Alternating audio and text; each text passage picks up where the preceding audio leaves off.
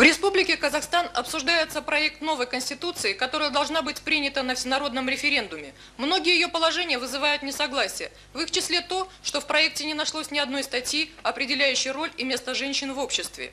Начало перехода к рыночным отношениям в Казахстане ознаменовалось мощным натиском мужчин во всех сферах общественной деятельности. Женщинам же было предоставлено демократическое право расталкивать всех локтями, даже в том случае, когда они стремились принести пользу обществу и реализовать себя на политическом или деловом поприще. Примером этому является история Лейлы Бекетовой.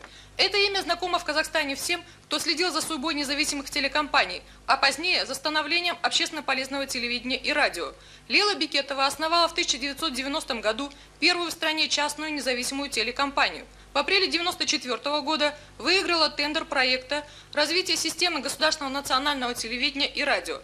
В результате указом президента Республики Казахстан она была назначена президентом национальной сети телерадиовещания. В случае реализации ее проекта страна получила бы телевидение и радио, способствующее развитию демократических процессов в республике. Но уже первые шаги на пути осуществления этого проекта вызвали противодействие.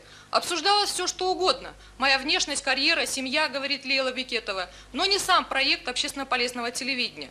Чтобы прояснить ситуацию, сложившуюся вокруг судьбы прессы в республике, необходимо хорошо знать реалии сегодняшней жизни, где сплетены традиции и устои типично азиатского государства, отживающие социалистические штампы и новые демократические ценности.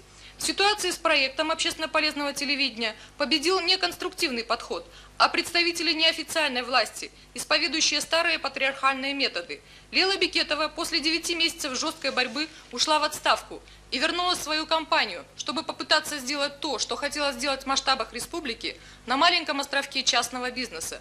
Государственное телевидение и радио служит властям, и в его эфире не звучат протесты против заложенного в проекте Конституции неравенства в правах мужчин и женщин.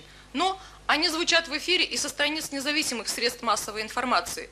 А это значит, что выбор все-таки за нами. Валентина Владимирская, телерадиокомпания ТАН, Республика Казахстан. Для CNN Воу Репорт.